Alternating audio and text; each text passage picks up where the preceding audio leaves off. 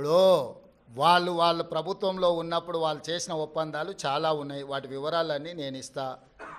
ఒక ఒప్పందాన్ని రద్దు చేయాలంటే దానికి న్యాయపరమైన సలహాలు కూడా తీసుకోవాలి. యూనిలాటరల్గా నువ్వు ఏది రద్దు చేసినా ఆ సంస్థలకు కోర్టుకు కూడా వెళ్ళే అవకాశం ఉంటుంది. ఈ రాష్ట్రంలో కాంట్రాక్టులు ఇచ్చింది, భూములు కేటాయించింది, అదాని ఫ్లైట్లో ఆడంబరంగా ప్రయాణాలు చేసింది వాళ్ళు. కాబట్టి ఈరోజు రాష్ట్ర ప్రభుత్వం రాహుల్ గాంధీ గారు చెప్పిన విషయాన్ని నేను ముందే ప్రస్తావించిన. రాష్ట్రంలో పెట్టుబడులు పెట్టడానికి ఇతరులకున్న అవకాశము అందరికీ ఉంటుంది. పెట్టుబడుల విషయంలో ఎవరికి మినహాయింపులో లేకపోతే ఎవరికో అప్పనంగా ఆయాచితంగా కట్టబెట్టే విధానము ఉండదు. ఒక పక్కన రాష్ట్రానికి పెట్టుబడులు రావడం లేదని మాట్లాడతారు, ఇంకొక పక్కన పెట్టుబడులు వస్తే వాటిని రద్దు అంటున్నారు. అసలు మీ విధానం ఏందో ముందు బయటికి రాండి. గతంలో మీరు ఇచ్చిన నేషనల్ హైవేస్ కావచ్చు, లేకపోతే డేటా సెంటర్లు కావచ్చు, ఇతర ఆర్మీ రిలేటెడ్ సంస్థలు ప్రారంభించడానికి మీరు కేటాయించిన భూముల మీద మీ మీద ఏమైనా కేసులు పెట్టాలా? అదానితో మీరు చేసుకున్న ఒప్పందాలను రద్దు చేయాల్సి వస్తే మీరు చేసుకున్న వాటిని మీ మీద కేసులు కూడా పెట్టాల్సి వస్తుంది.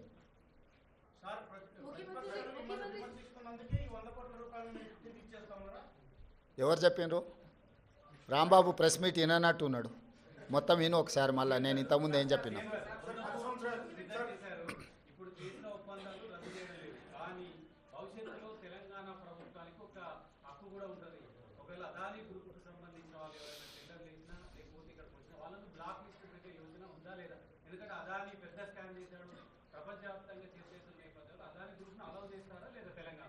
ఇప్పుడు అదానీ గ్రూపు టెండర్లు వేస్తాడా వేయడా అనే విషయమే తేలనప్పుడు వాటి మీద ఎలాంటి చర్యలు తీసుకుంటామనే చర్చ ఎందుకు వస్తుంది? టెండర్లు పిలిచినప్పుడు వాళ్ళు భాగస్వామ్యం చేసినప్పుడు ఆ ప్రభుత్వాన్ని ఇతర ప్రాంతాలలో బ్లాక్ లిస్ట్ ఒకవేళ చేసి ఉంటే ఏ నిబంధనల మేరకు ప్రభుత్వం చర్యలు తీసుకోవాలో ప్రభుత్వం ఆ నిబంధనల మేరకు చర్యలు తీసుకుంటుంది. ముందుగానే ఊహించుకొని లేకపోతే ఎవరో ఒకరు ఏదో ఒకటి అల్లర చిల్లర మాటలు మాట్లాడితే వాటి మీద ప్రభుత్వం స్పందించదు. ప్రభుత్వానికి నిర్దిష్టమైన విధి విధానాలు ఉంటాయి. ఆ నిర్దిష్టమైన విధి విధానాలకు లోబడి మాత్రమే ప్రభుత్వం చర్యలు చేపడుతుంది.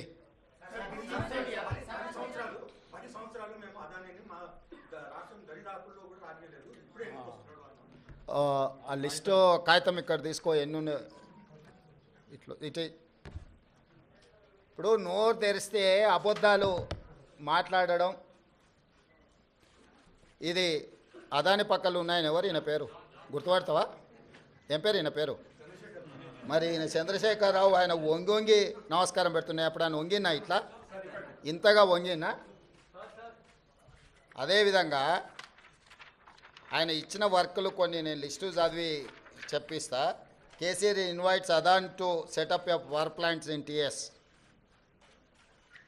ఓకే, హన్స్ ఇండియా పత్రికా ఓనర్ ఉండొచ్చు కదా. Business baron Adani meets to KCR, Times of India. ఇగో ఈ బుద్ధిమంతుడు ప్రబుద్ధుడు అదాని సంఖలో దూరిండు.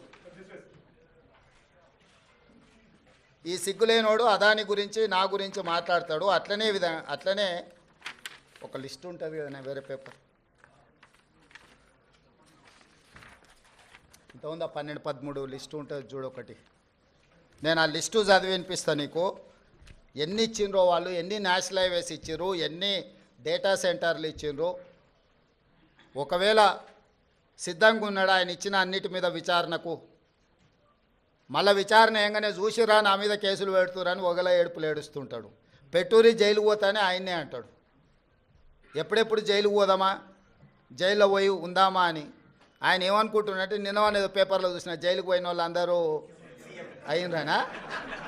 ఆ లెక్కన ముందుగాల వాళ్ళ చెల్లెలు పోయింది. మరి ఆల్రెడీ వాళ్ళ చెల్లెలు జైలుకు పోయి వచ్చింది. అట్లా కూడా ఈయనకు అవకాశం లేదు కదా. ఆ ఛాన్స్ ఒకవేళ తీసుకుంటే కేసీఆర్ ఫ్యామిలీలా ఆల్రెడీ వాళ్ళ చెల్లెలు జైలుకు పోయి వచ్చింది. ఆ ఛాన్స్ ఆల్రెడీ వాళ్ళ చెల్లెలు కొట్టేసింది. ఆ ఫ్యామిలీలో ఉన్న పోటీని తట్టుకోలేక. కాబట్టి ఇట్లాంటి చిల్లర ఆలోచనలు మానాలి. 10 ఏళ్ళు మంత్రి చేసినోడు, అమెరికాలో చదువుకొచ్చినోడు, కొంచెమన్నా జ్ఞానంతో కొంచెమన్నా ఆలోచన విజ్డమ్ వాడాలి కదా. ఆ విజ్డమ్ వాడకుండా అన్ని చిల్లర మాటలు మాట్లాడుకుంటా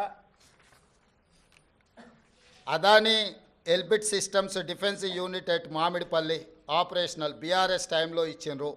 అదేవిధంగా missile cell manufacturing unit at Mamidipalli under construction BRS ఇచ్చింది. Microsoft data centre at Ellikatta BRS ఇచ్చింది.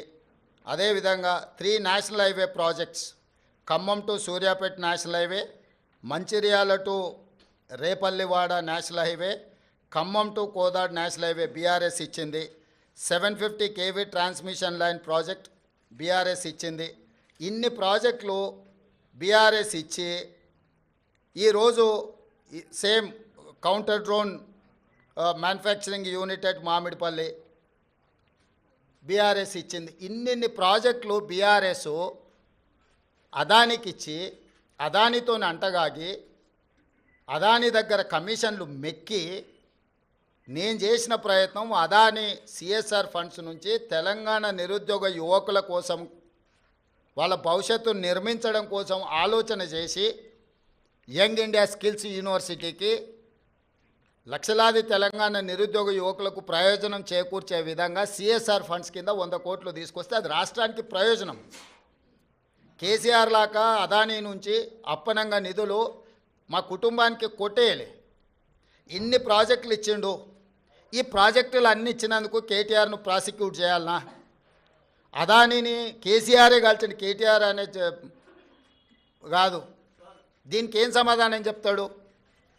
సో ఏది పడితే అది మాట్లాడితే చెల్లుద్ది. ఎన్ని చిల్లర మాటలైనా మాట్లాడతాం. మాకు అధికారం కోల్పోతే మేము సహనం కోల్పోయినామని 2023లో అధికారం కోల్పోయారు. 2024 జూన్లో డిపాజిట్లు కోల్పోయారు. ఇప్పుడు మెదడు కూడా కోల్పోయారు టీఆర్ఎస్ వాళ్ళు. సో మెదడు కోల్పోయిన మాటలు మాట్లాడితే దానికి ఇంకా మనం ఏం సమాధానం చెప్తాం? రాహుల్ నువ్వు మాట్లాడు, నువ్వన్నా చెప్పాలి కదా కొంచెం అప్పుడప్పుడు.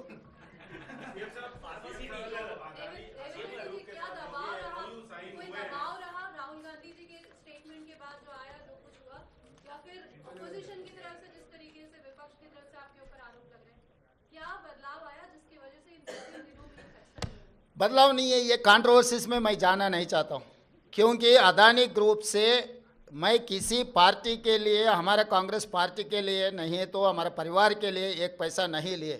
जो तेलंगाना राज्य सरकार ने जो कदम उठाया निरुद्योग युवता के लिए यंग इंडिया स्किल्स यूनिवर्सिटी, क्योंकि लाखों के युवता आज without any skill they are not getting any employment.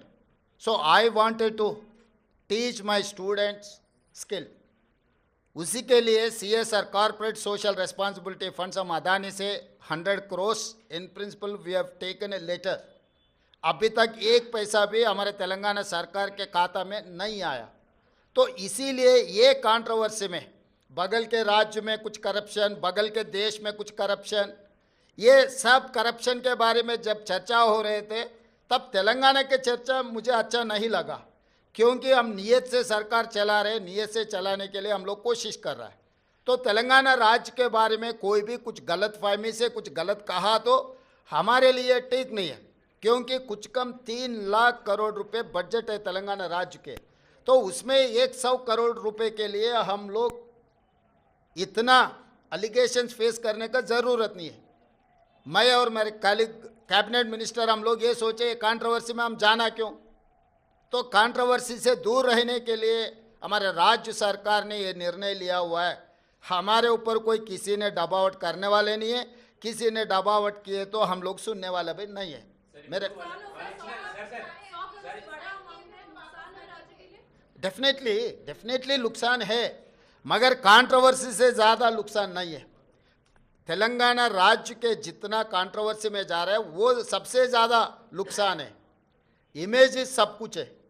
तो हम हमारे इमेज खराब होने के लिए हम एक पैसे का भी हम लोग मौका देने के लिए तैयार नहीं है तेलंगाना राज्य सरकार ने. इसीलिए हम 100 करोड़ रुपए बदली नहीं करने के लिए हम खत लिखा हुआ है अदानी ग्रुप के लिए. आपके नेता राहुल गांधी 10 साल से अदानी पे सवाल उठाते रहे. उसके बाद भी आपने सरकार में आने के बाद एमओयू साइन किया.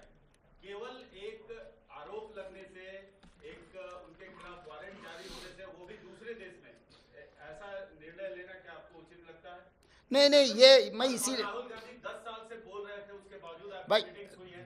10 साल से जो मोदी जी ने out of the way Mumbai airport के लिए बारे में प्रस्ताव किया था राहुल जी ने, और बाकी के पब्लिक सेक्टर यूनिट जैसा मोदी जी ने अदानी जी को दिया हुआ है उसके खिलाफ है। लेवल प्लेइंग फील्ड इक्वल दे तो कोई अदानी अंबानी या टाटा बिरला किसी के लिए कांग्रेस पार्टी खिलाफ नहीं है। Out of the way without any rule and regulation किसी के लिए बेनिफिट हो रहा है तो हर किसी को हम खिलाफ हमारा आवाज़ उठाएंगे। हमारे नेता लोकसभा के नेतृत्व में, उनके नेतृत्व में लोकसभा में भी आगे हम लोग ये मुद्दा उठाने वाले हैं कि जो अगेंस्ट रूल जो कुछ भी होता है उसके खिलाफ है।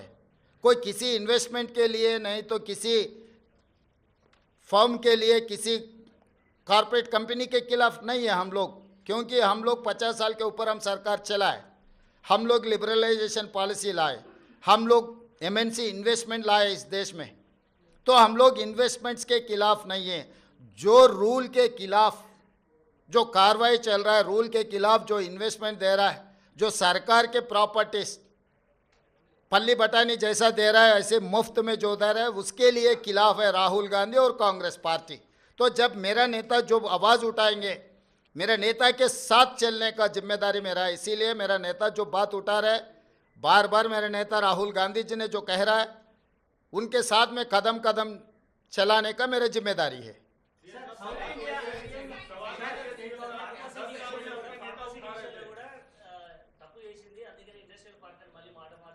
హే వాడో పిచ్చోడు, వాడికి పిచ్చోడు మాట్లాడే మాటలు ఎందుకు మీరు అంత సీరియస్గా తీసుకుంటారు? మహారాష్ట్ర ఎన్నికల్లో ఈవీఎంల వల్ల ఓటైంది అనేది ఒక ఆరోపణలు వస్తున్నాయి. దీన్ని ఈవీఎంలు ఉండాలంటారా, మీరు పోస్టల్ బ్యాలెట్ పోవాలంటారా, ఏమంటారా యాజ్ ఏ ముఖ్యమంత్రిగా?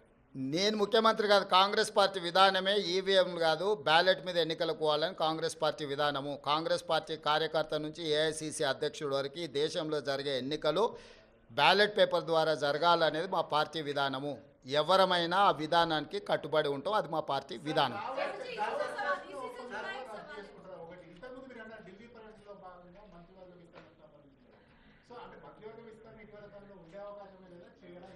ఇప్పుడు నువ్వేమేమి శాఖలు ఇచ్చినావు, ఎవరికి ఇచ్చినావు ఫస్ట్ అది చెప్పు.